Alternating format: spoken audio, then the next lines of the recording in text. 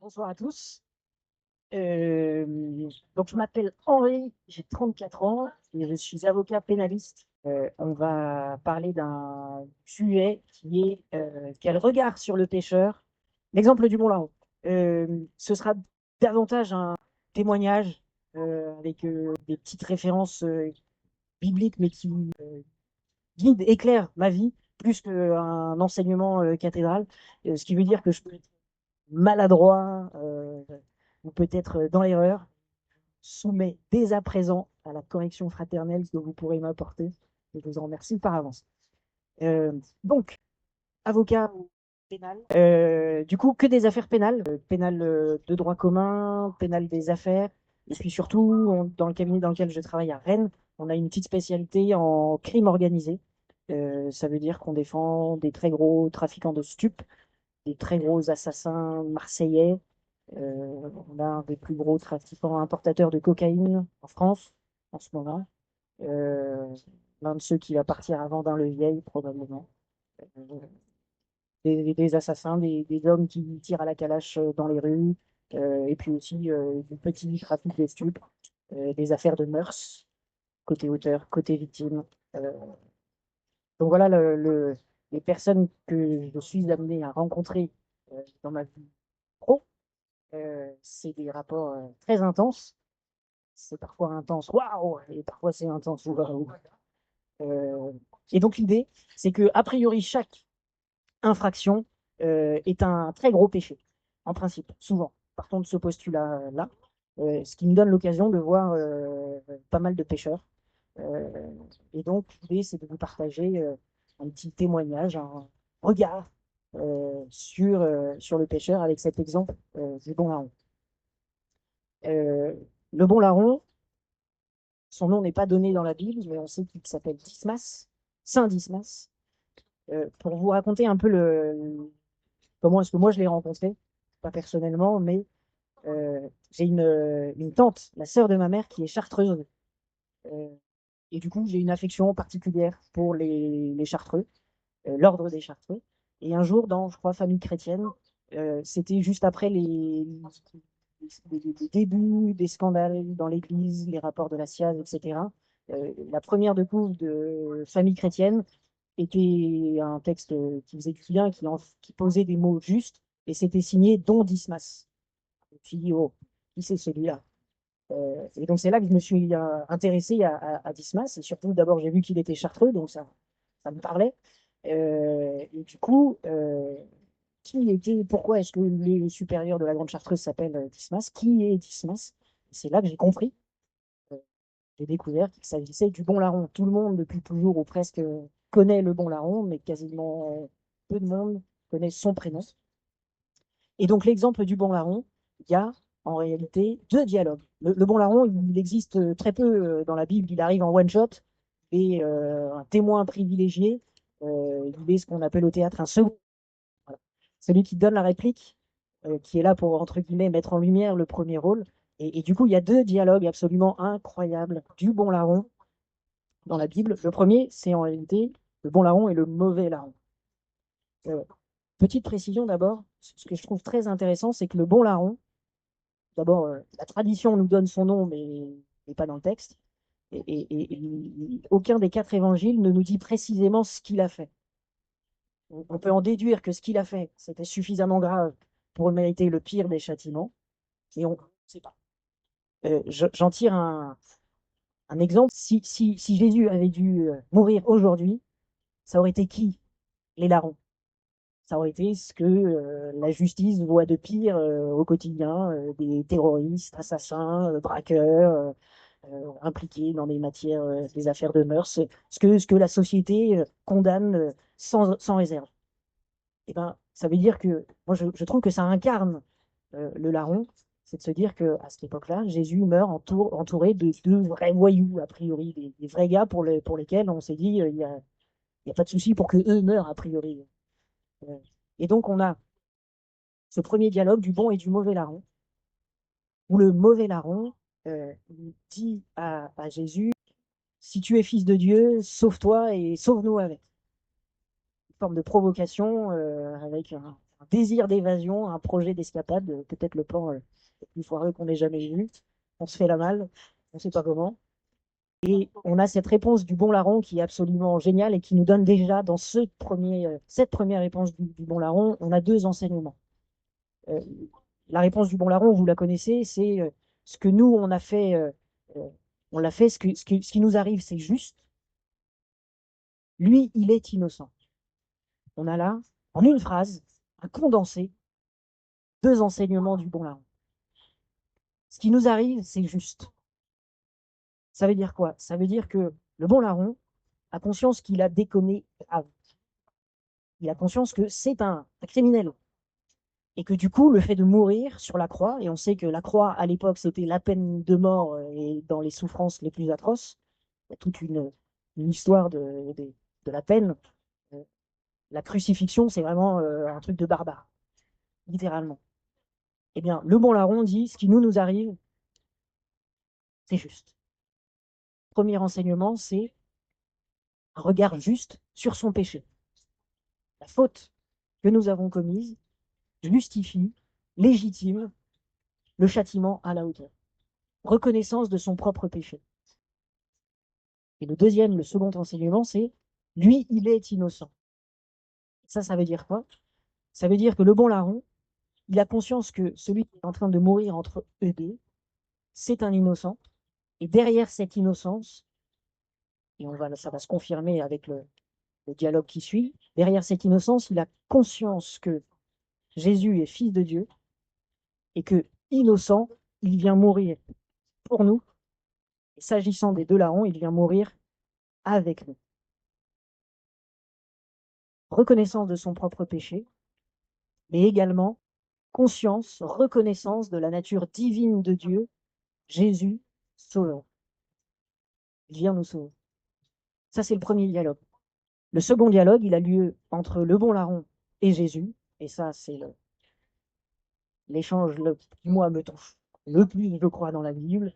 Le bon larron, malgré tout ce qu'il a fait, malgré la gravité de son péché, qu'il ne dénie pas, qu'il reconnaît, qu'il dit, je suis en train de souiller, je meurs dans des circonstances atroces. Et malgré ça, il dit, Seigneur, souviens-toi de moi dans ton royaume. Cette phrase-là, je trouve que c'est la plus belle. Et alors, la réponse de Jésus, elle est encore plus extraordinaire. En vérité, je te le dis, avec moi, ce soir, tu seras au paradis. Et ça, c'est juste incroyable. Je pense que quand quelqu'un arrive au paradis, c'est une fête exceptionnelle. Mais je pense qu'arriver au paradis en même temps que Jésus, ça doit être encore plus belle. Et bien ça a été donné au bon larron. Ça veut dire que le mec qui a commis les pires trucs, qui méritait le pire des châtiments, il est le plus heureux des saints. Ça, c'est un message d'espoir pour nous, absolument dinguissime. Quoi qu'on ait fait, si on reconnaît son péché, si on reconnaît la nature divine de Jésus, Fils de Dieu, qui vient nous sauver, peut-être qu'on peut arriver au paradis. Ce dernier dialogue, il nous enseigne aussi une chose, c'est euh, le désir du ciel. Ce que demande le bon larron, c'est pas demande pas quelque chose d'imminent. Il demande pas à l'instar du mauvais larron, sauve-toi et sauve-moi avec. Là, c'est maintenant. Fais quelque chose tout de suite. Non, il dit juste, Seigneur, quand tu seras dans ton royaume. Et la réponse, elle va bien au-delà de la demande du bon larron. Elle dit, avec moi ce soir. Et ça, je trouve ça absolument incroyable. Voilà pour l'exemple du bon larron. Si on prend un peu de hauteur, on peut se dire, en réalité, ce qu'on peut voir à travers les infractions pénales, on peut en tirer aussi des principes sur le péché quel qu'il soit. Tout péché n'est pas une infraction. Souvent, une infraction est un péché. Pas systématiquement. Euh, le péché, pourquoi est-ce que nous sommes péchés? D'abord, il ne faut pas être déstabilisé, déçu d'être soumis au péché, puisque Jésus lui-même, au désert, par 3 fois, est soumis à la tentation. Donc, si jamais on est soumis à la tentation, pas de pression, ça arrive, j'allais dire, au meilleur d'entre nous, littéralement. Qu'est-ce qui pousse, en général, un délinquant? Ça dépend un peu des types d'infractions, mais qu'est-ce qui pousse un délinquant à commettre une infraction. Il y a la quête de quelque chose qui, à leurs yeux, aux yeux du délinquant, représente quelque chose de bien. La personne qui trafique se dit je vais pouvoir gagner de l'argent, je vais pouvoir avoir une place sociale dans ma famille, dans mon quartier. Parfois, quand c'est des trafics de très grande ampleur et on en connaît, je vais être connu au niveau national. Il y en a un très connu qui s'appelle Sofiane Amblis et ça a été le plus grand importateur de résine de cannabis. On a chopé plusieurs tonnes boulevard Excellence, au point que le président de la République à l'époque avait fait une annonce dans les médias, c'est dire l'importance. Voilà, il y a que ce soit une réputation, une situation matérielle, financière, il recherche par principe quelque chose de bien. Mais un peu de la même manière qu'au Jardin d'Éden, où la lumière est mise, lumière en tout cas, la présentation de la situation est assez faussée, les trafiquants de stupes ne voient pas que derrière, tout ce business repose sur des consommateurs qui se détruisent un petit peu la santé. Au point que parfois, je n'ai pas besoin de vous décrire les conséquences que ça peut apporter en fonction des proportions. De la même manière aussi, sur la question des violences, souvent la personne qui commet des violences se dit c'est une façon pour moi d'apaiser ma colère. J'ai besoin de l'extérioriser. Le principe de l'extérioriser n'est pas forcément mal en soi. La meilleure manière, en général, c'est plutôt d'en parler. Euh, Souvent, on dit que on se bat quand les mots pour débattre nous manquent. Lorsqu'on cesse de débattre, on finit par se battre.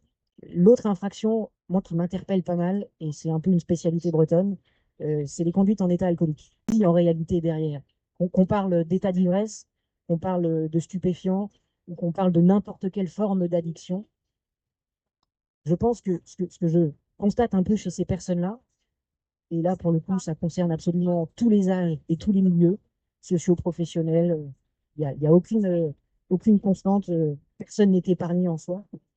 Je trouve que chez l'alcoolique, il y a un désir, ça va vous paraître un lieu commun, mais il y a un désir d'ivresse. On a tous, l'ivresse, ça peut coller à plein de situations différentes. On a tous été ivres de joie, ivres de fatigue, ivres d'amour. Euh, je pense que l'ivresse en elle-même n'est pas forcément mauvaise en soi. Posséder Dieu, c'est l'ivresse. Et je fais le lien avec ivre de joie, ivre de bonheur. On a tous parfois, certains moments, je pense, goûté à, à cette joie qui nous soulève le cœur, que ce soit au moment d'une conversion, que ce soit parce qu'on a euh, une relation affective qui nous soulève le cœur, que ce soit un amour amical, familial. On a tous goûté un petit peu parfois cette émotion. On a vraiment l'impression d'avoir le cœur dilaté. Et ce que je, alors ça, je le plaide pas parce que le juge laïc ne l'entendrait pas. Mais je pense que derrière chaque alcoolique, il y a un saint qui sommeille. C'est mon analyse. C'est-à-dire derrière chaque personne qui se livre, s'adonne à une addiction, il y a en réalité la quête de quelque chose qui dilate le cœur. Et je fais le lien avec le jardin d'Éden. L'arbre du fruit, le fruit de l'arbre de la connaissance du bien et du mal, c'est que en réalité, et ça peut nous aider un peu dans notre combat spirituel à nous, il n'occulte pas cette finalité. Tu veux l'ivresse, eh ben, je te propose un moyen. Seulement, et c'est là la technique du démon, c'est que le moyen proposé en réalité produit l'effet radicalement inverse de ce qu'on cherchait. Le démon nous fait voir, quand on se réveille avec la gueule de bois, ceux qui euh, consomment excessivement des stupéfiants. On peut parler d'addiction à la pornographie, euh, d'addiction au jeu. On cherche tous un peu cette émotion qui nous dilate le cœur. Seulement le moyen pour y arriver, celui qui nous est présenté par le malin comme peut-être un moyen d'y parvenir, provoque l'effet radicalement inverse. La réalité, c'est que le désir de sainteté et ce désir d'ivresse est éminemment sain. Il n'est pas facile à obtenir réellement. Dans cette relation à Dieu, on sait, là, c'est le thème de tout ce pèlerinage euh, vers le Mont Saint-Michel. On sait que le combat spirituel est particulièrement dur, éprouvant, et on n'éprouve pas une sainte ivresse tous les jours. Euh, Peut-être que cette ivresse absolue, on ne la goûtera réellement, pleinement, définitivement que au seuil de la mort, euh, quand on sera enfin en présence de Dieu, ce qui en tout cas peut nous aider dans cette démarche, quel que soit notre état de vie, grand délinquant, criminel, pécheur, j'allais dire pécheur du quotidien, euh, se rappeler chaque jour, euh, voir en face notre péché, et ça, Dieu sait si c'est pas facile. Le texte ce matin nous a parlé de la difficulté à aller se confesser. Je l'éprouve à chaque fois qu'il faut y aller. Euh, la vérité de son péché, la sanction qui doit être juste, sanction spirituelle pour le péché, une sanction civile quand c'est une infraction, et surtout, le désir du ciel avec cette phrase, Seigneur, Seigneur, souviens-toi de moi dans ton royaume. C'est à quoi Jésus nous répondra, en vérité, je te le dis avec moi, ce soir, tu seras au paradis. Pourquoi est-ce que nous sommes soumis à la tentation? Parce que nous avons une valeur absolument exceptionnelle. Parce que Dieu nous aime, il nous a créés à son image et il veut avec nous une relation d'amour. Le principe du péché, la stratégie du démon, ce qu'on peut appeler les tactiques du diable, c'est de couper cette relation d'amour. C'est le principe d'Adam et Ève au jardin d'Éden, c'est de se détourner de l'amour de Dieu, de penser qu'entre eux, ils peuvent être source de leur propre amour, de se dire, et finalement, peut-être qu'entre nous, sans Dieu, ça va peut-être marcher. Couper cette relation d'amour. Donc voilà pourquoi nous sommes soumis à la tentation, parce que nous sommes l'objet de la relation d'amour de Dieu, et ça représente un enjeu absolument. Je vais vous donner une anecdote. Vous avez peut-être entendu parler d'un homme qui s'appelle André Levet. Il a une histoire absolument incroyable. C'était un braqueur, un gros voyou, à l'ancienne, qui avait grandi du côté de Marseille, qui avait fait des braquages. Il y a des topos que vous pourrez retrouver. Il donne des conférences sur YouTube. C'est incroyable quand on l'écoute. Pour vous donner quelques clés un peu sur sa vie, il explique qu'un jour, il était, je crois, pas loin de Laval. Il va faire un repérage pour un braquage. Et sur le repérage, il voit quelqu'un avec une robe et il sait pas trop si c'est un homme ou une femme. Tout ça, c'est dit dans le topo avec son accent un peu marseillais. C'est magnifique à entendre. Il pose la question à cette personne avec une robe. Il dit, oh, toi, tu es un homme ou tu es une femme? Et le gars lui répond, bah, moi, je suis prêtre. Je suis prêtre de la paroisse d'à côté. Il y a un petit échange qui a lieu à ce moment-là.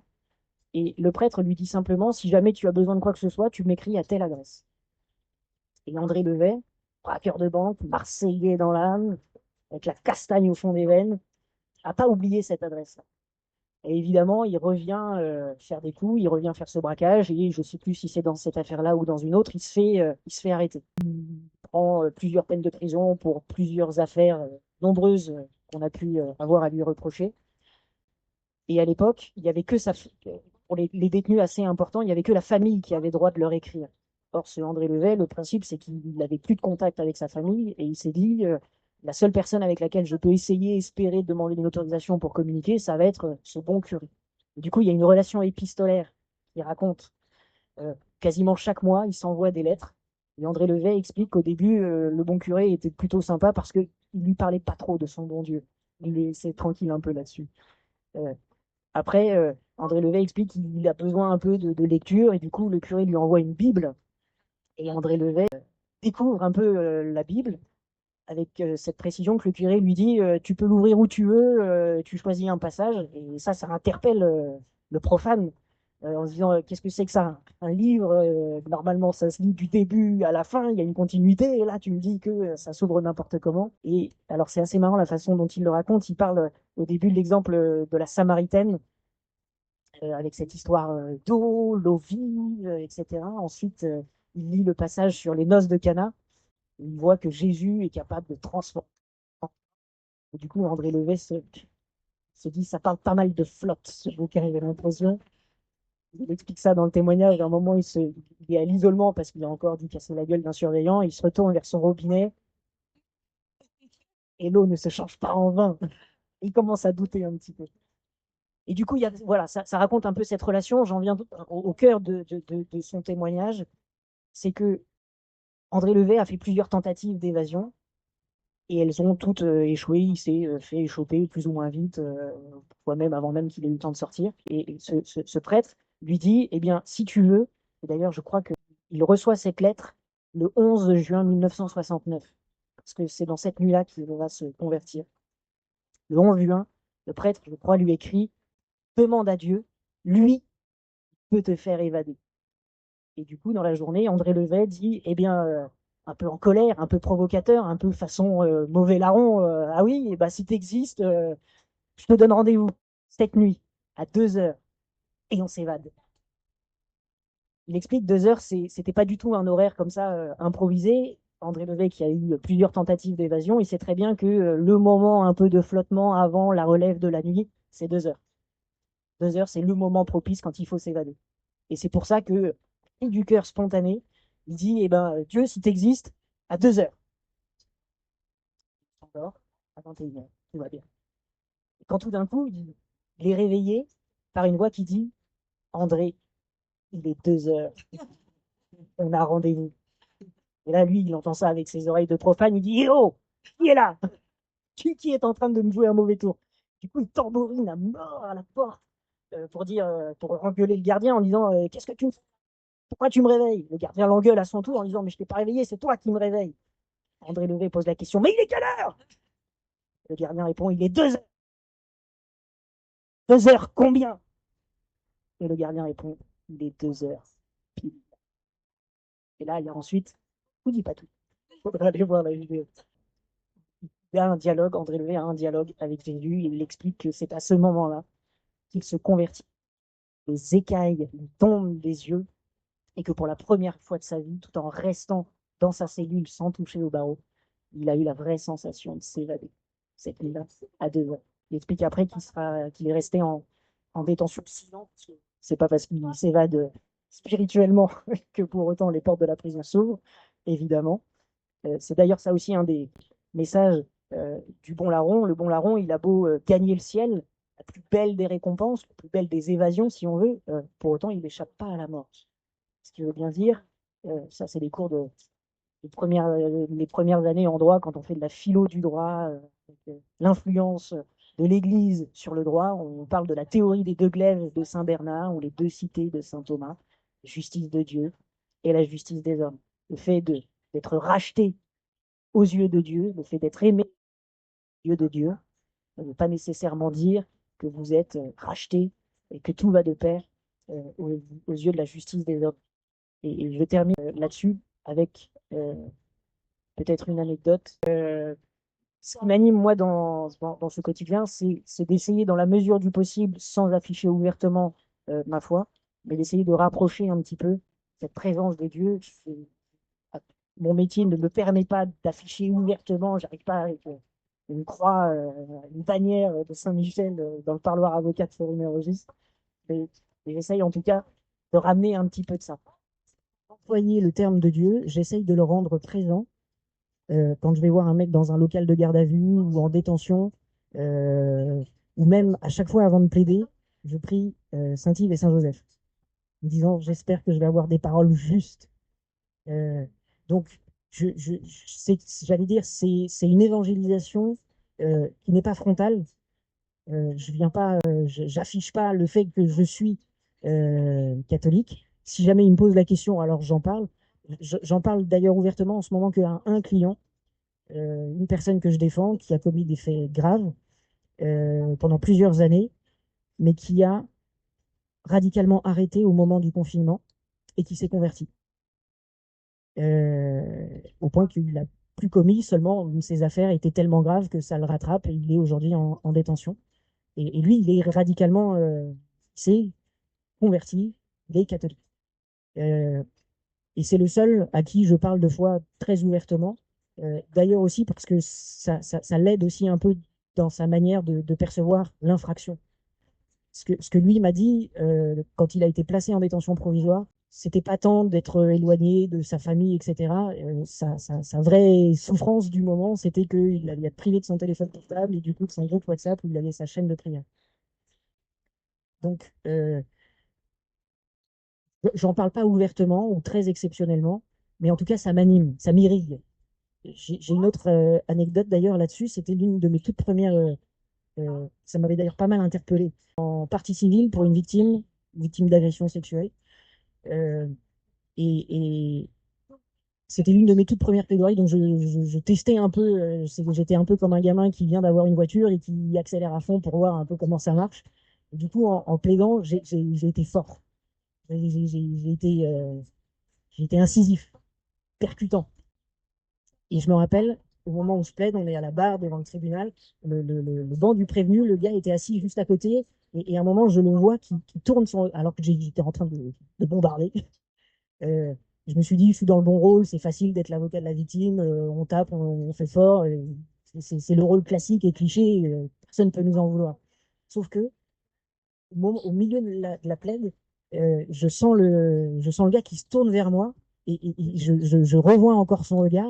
J'essaye de vous le décrire avec des mots, mais il était un peu submergé, tétanisé. Euh, Ça m'a vachement déstabilisé comme regard. Je me suis dit, en fait, là, je suis pas dans le juste. Je suis dans le fort, mais je suis pas dans le vrai. Et ça m'a vachement travaillé. Je me suis dit, en fait, j'ai pas été bon, c'était pas un truc terrible. Je- la cliente, bon, on n'était pas plus rassuré pour autant, elle n'était pas plus satisfaite que ça. Et, et je me suis dit, ce qui m'anime dans ce boulot, c'est vraiment la soif de justice. C'est une des béatitudes. Euh, et en fait, l'avantage, c'est qu'on fait pas mal de déplacements quand on va voir des gars dans une tôle, une maison d'arrêt, à gauche, à droite. Pénal, on se déplace beaucoup, là où sont les clients ou les juges. Et du coup, on écoute beaucoup de podcasts. Et un jour, en bagnole, j'écoute un podcast sur. C'était Saint-Yves. Et il y a une phrase qui m'a vachement éclairé sur le positionnement à avoir. J'avais gardé cette amertume de me dire, j'ai pas eu un bon positionnement face à ce mec-là. Et en entendant ce podcast, il y a une phrase que j'ai trouvée lumineuse, c'est amour et vérité se rencontrent, justice et paix s'embrassent. Amour et vérité. Le synonyme de l'amour, c'est aussi la charité. C'est-à-dire qu'on a un premier binôme. Si le mec est dans la vérité, alors on peut être infiniment dans la charité et elle peut s'extérioriser et on en touche deux fruits, justice et paix. Et en écoutant cette phrase-là, je me suis dit, jackpot, c'est exactement ça. Le prévenu dans cette affaire d'Evry, il reconnaissait les faits, il a dit, voilà, j'assume, je prendrai la peine qui sera juste. Et pour autant, moi, c'est-à-dire que j'ai clairement senti que j'étais absolument pas dans la charité. J'étais encore dans le jugement, l'accusation, je pointais du doigt. Et de fait, euh, lui n'était pas dans la justice. En fait, c'est ça, je pense, le mot dans son regard, c'était clairement une sensation d'injustice, en disant, mais c'est trop là, vous en faites trop. Ok, j'ai déconné, mais pas à ce point-là. Enfin, j'essaie pas de minimiser, mais c'était un vrai sentiment d'injustice. Et de fait, et moi, j'étais pas apaisé. Je m'étais pas dit, c'était juste. J'ai- j'ai- et du coup, pour moi, c'est vraiment ça ce qui me guide un peu dans les différents dossiers dans lesquels j'interviens, que ce soit en défense ou côté partie civile. C'est d'ailleurs plus une question que je me pose en partie civile, c'est quelle est la position du mec en face. Est-ce qu'il est dans une forme de reconnaissance? Est-ce qu'il essaye de comprendre, de trouver les mots pour expliquer sans justifier? Auquel cas, moi, je peux être dans une vraie, j'allais dire douceur, en tout cas une vraie. Si le mec euh, conteste long comme le bras, ce qui, à mes yeux, en tant qu'avocat de victime, me paraît incontestable, là, je peux être un peu plus ferme. J'essaie euh, de montrer un peu plus ce que peut être la vérité, euh, à la fois pour le délinquant qui est la partie adverse, victime que je représente quand je suis côté victime, c'est que quand la personne en face conteste, de l'autre côté, elle a besoin, parce qu'elle aussi est en quête de cette justice et de cette paix. Elle a besoin que la justice soit dite. Je suis convaincu que il y a, derrière chaque délinquant, il y a une possibilité de conversion. Souvent, les délinquants, c'est parfois un peu une phrase bateau qu'on plaide. C'est de dire que, je crois que c'est Dupond-Moretti qui avait plaidé ça à un moment en disant, avec des silences comme il savait bien les faire en plaidoirie, avant d'être violent, on est d'abord malheureux. Je pense que si on arrive à apporter un peu de présence, de chaleur, de charité à chacune de ces personnes. Et en ce qui concerne les avocats de la défense, mais on a aussi cette attention à avoir côté victime. Moi, je défends aussi bien auteur que victime. Je suis fasciné, je termine là-dessus, je suis fasciné de voir à quel point, sans qu'on s'en rende compte, on connaît tous, parfois sans même s'en rendre compte, il y a dans notre entourage des personnes qui sont concernées par des péchés plus ou moins graves. Euh, la dernière anecdote, c'est que je me rappelle, je n'étais pas encore avocat, mais je commence les études de droit. J'avais un peu la casquette dans groupe de potes. J'étais dans une association et l'un des potes, je le ramène en voiture. On avait le même âge, je le ramène chez lui en voiture et je sens qu'il veut un peu tchatcher. Et il me dit, bon, on va tchatcher alors. Et je sens que ça vient. Et on a passé quasiment une nuit entière à papoter de ça. Et il me confie, je vous dirai pas quoi, mais des choses très graves qui relevaient du pénal. Et il m'avait expliqué qu'il s'en était confié à un prêtre, il en avait parlé à des amis et qu'il avait été un peu déçu. En tout cas, il avait pas eu, ça n'avait pas eu le retour qu'il en attendait, soit parce que le prêtre lui avait dit, bah, t'inquiète pas, on va faire une prière, et lui s'attendait à ce que ça le sauve magiquement, ce qui n'avait pas été le cas. Et quand il en avait parlé à quelques amis, les amis avaient été très choqués, offusqués et avaient, pour l'essentiel, rejeté en disant mais possible, impensable, on ne peut plus avoir de relation avec lui. Le regard qu'on peut porter sur le pécheur, c'est en réalité de condamner avec la plus grande clarté, peut-être fermeté, en tout cas sans aucune équivoque, le geste, le comportement. Mais pour autant, faire preuve de la plus grande charité vis-à-vis de la personne. Ça paraît assez simple de le dire. J'ai vu en tout cas dans le regard de ce pote que c'était ça ce qu'il attendait. Il n'avait pas besoin qu'on lui dise ça va, c'est pas si grave. Certains de ses amis lui avaient dit allez, ça va, et il en avait été très. Ça collait pas parce que lui, ça le bouffait de l'intérieur. Et il s'est dit ça, c'est pas juste. Il avait besoin d'entendre qu'il était hors de question qu'il y ait la moindre forme de compromis, mais sans que pour autant on le condamne lui directement, sans qu'on rompe les contacts, la manière de l'aimer. Et je lui ai dit, si je dois apprendre que tu recommences, c'est moi qui te coupe la tête. Mais en attendant, tant qu'on peut aller boire des bières, je suis hyper content.